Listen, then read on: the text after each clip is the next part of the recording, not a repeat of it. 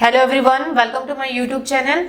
आज हम बात करने वाले हैं पाइल्स के बारे में। पाइल्स एक ऐसी आम समस्या है कि हर किसी के घर में किसी न किसी को ये प्रॉब्लम होती है। पाइल्स आगे जाकर के बढ़ करके कैंसर का रूप ले लेता है, तो हमें सावधानी बरतनी चाहिए और जानना चाहिए कि पाइल्स क्या होता है, कैसे होता है और उससे हम किस तरीके से बच सकते हैं, उसके लक्षण, उसके कारण क्या है, इन सब के बारे में हम डिस्कस करेंगे।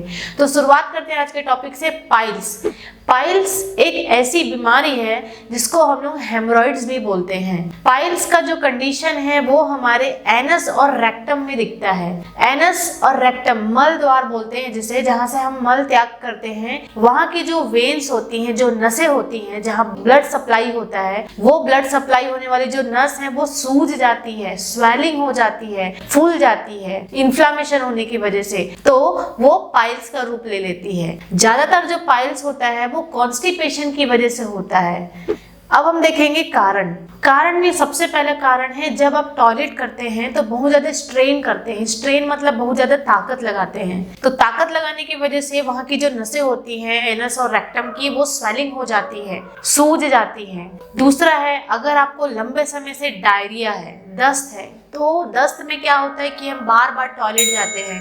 बार बार टॉयलेट जाने की वजह से हमारा जो एनस एरिया है, जहाँ से मल द्वार होता है, वो सूज जाता है और स्वेलिंग हो जाता है और इन्फ्लामेशन हो जाता है। तीसरा कारण है, प्रेगनेंसी के केस में पाइल्स कॉमन है, क्योंकि प्रेगनेंसी के केस में जो बच्चे का जो भार होता है वो नीचे की तरफ ज्यादा जाता है, तो नीचे की तरफ ज्यादा जाने की वजह से महिलाएं हैं जो प्रेग्नेंट हैं उनको हमेशा पाइल्स जैसे संबंधित बीमारियां रहती हैं। वो समय होने के बाद वो ठीक हो जाती है। नेक्स्ट कारण है एज रिलेटेड। जैसे जैसे हम ओल्डर एज की तरफ जाते हैं, हमारा जो डाइटरी पैटर्न है, खान पान का तरीका है, उस सब में चेंजेस होता है। चेंजेस की वजह से हमें पाइल्स भी हो जाता है, पाइल्स के जैसे संभावना होना शुरू हो जाती है।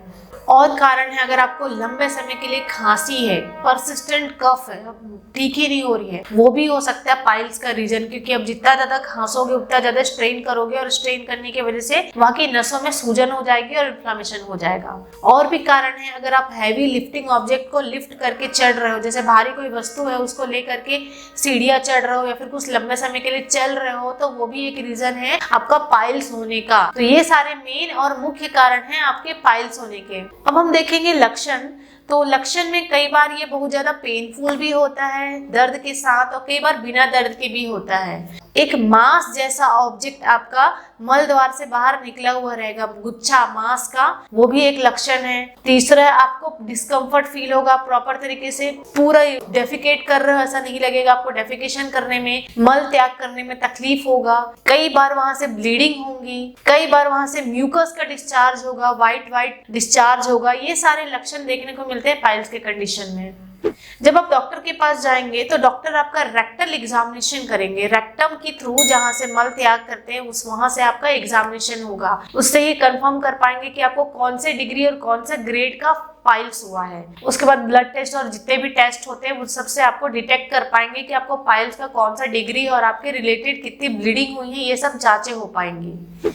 अब हम देखेंगे कुछ सावधानियां जिससे हम पाइल्स होने से बच सकते हैं, जिसको हम day to day daily life में अगर रूटीन में फॉलो किए तो हम पाइल्स जैसे संबंधित बीमारियों से बच सकते हैं। सबसे पहला है कि आप फाइबर युक्त चीजें ज्यादा खाएंगे। जो आपके भोजन है उसमें फाइबर की मात्रा ज्यादा मिक्स करेंगे। फाइबर क्या करते हैं, आपकी जो मल है उसको सॉफ्ट बनाता है, क्योंकि पाइल्स का एक मुख्य कारण कॉन्स्टिपेशन है, कब्ज की बीमारी। कब्ज क्यों होता है कि हमारा जो मल है वो सॉफ्ट नहीं होता, हार्ड होता है, हम उसको पास नहीं कर पाते हैं। तो वहीं पे अगर फाइबर जैसी युक्त चीजें आप खाएंगे तो आपका जो मल है वो सॉफ्ट होगा। सॉफ्ट होने के साथ साथ आपको ज्यादा स्ट्रेन करने के लिए, ज्यादा ताकत लगाने की जरूरत नहीं पड़ेगी। जब आप टॉयलेट जाएंगे तब तो इजिली वो पास आउट हो जाएगा और आपका जो मल है वो सॉफ्ट रहेगा, जिससे आपको कॉन्स्टिपेशन और साथ में पाइल्स जैसे संबंधित बीमारियां नहीं होंगी। दूसरा है, आपको हाइड्रेटेड रहना है, अपने आप को हाइड्रेट रखना है, ज्यादा से ज्यादा मात्रा में पानी पीना है, तरोताजा रहना है, क्योंकि आप डिहाइड्रेटेड रहेंगे तो आपका बॉडी का जितना भी पानी है वो सब मल के द्वारा सोखा जा जाता है और मल हार्ड हो जाता है। तो मल हार्ड होने की वजह से वो बाहर नहीं जा पाता है, इसलिए आपको ज्यादा से ज्यादा पानी पिएंगे जिससे आपको मल त्याग करने में कठिनाई ना हो।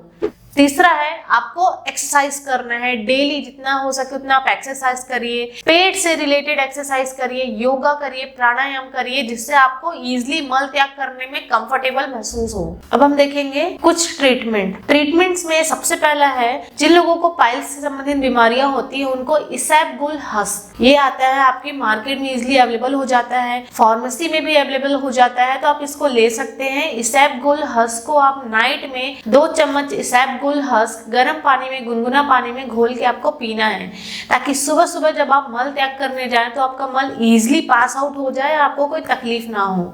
दूसरा है लैक्टुलोज, आप इजीली लैक्टुलोज ले सकते हैं। लैक्टुलोज भी पाउडर फॉर्म में मिलता है, वो एक प्रकार का स्टूल सॉफ्टनर का काम करता है। तीसरा है पैरासिटामोल, क्योंकि अगर आपको बहुत ज्यादा पेन हो रहा है तो आप पेन को रिड्यूस करने के लिए पीसीएम यूज कर सकते हैं। नेक्स्ट है सूदनिंग क्रीम्स या सपोजिटरीज, जिससे क्या है कि आपका जो मल द्वार है वो सूदन हो सके, सूदन मतलब नरम हो सके, क्योंकि वो हार्ड हो चुका है और आपको इन्फ्लेमेशन होने की वजह से वो बहुत ज्यादा पेन हो रहा है, तो वो सूदनिंग करेगा, वहाँ का पेन रिलैक्स करेगा।